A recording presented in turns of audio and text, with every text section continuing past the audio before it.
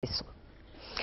Considéré comme un traître par beaucoup de ses ex-amis politiques, Éric Besson, longtemps socialiste, se voit nommé à l'un des ministères les plus contestés par la gauche, celui de l'immigration et de l'identité nationale. Lui-même, en son temps, n'avait pas de mots assez durs pour fustiger la politique d'immigration de Nicolas Sarkozy, qu'il devra maintenant appliquer.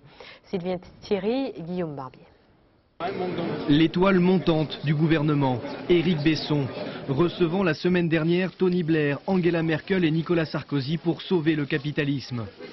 Le nom de l'ancien responsable du Parti socialiste circulait déjà pour prendre le poste controversé de ministre de l'immigration, de l'intégration et de l'identité nationale. Aujourd'hui, c'est chose faite et il assume. S'il n'y a pas d'identité nationale, c'est-à-dire s'il n'y a pas ce qui fait que nous avons envie de vivre ensemble, vous n'avez pas d'unité nationale. Donc c'est un grand ministère républicain, si j'osais, je dirais presque que c'est une machine à fabriquer des citoyens. 1 an et demi de gouvernement de droite et l'ancien homme de gauche est plus sarkozyste que jamais. Ce sont des femmes et des hommes qui font la différence, leur capacité à incarner le mouvement, la réforme. Et de ce point de vue, Nicolas Sarkozy est clairement exceptionnel. Pourtant, lorsqu'il soutenait encore Ségolène Royal en 2007, les mots d'Éric Besson étaient un peu plus durs. Nicolas Sarkozy, un ministre de l'Intérieur survolté mais peu efficace. Un néoconservateur américain à passeport français.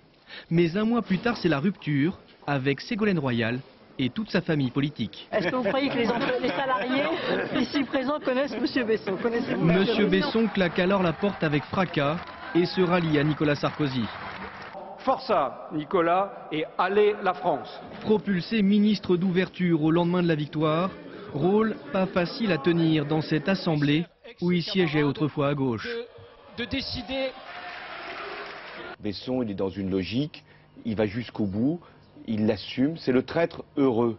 Et son ascension dans le sarkozysme va continuer. Il devrait dès la semaine prochaine devenir secrétaire général adjoint de l'UMP. Je suis déjà dans cette majorité. Donc la question est, je suis dans l'avion, je suis dans les sièges arrière, et éventuellement il me demanderait d'aller à l'avant. La boucle sera alors bouclée. L'un des premiers symboles de l'ouverture sera devenu un ministre de l'UMP à part entière.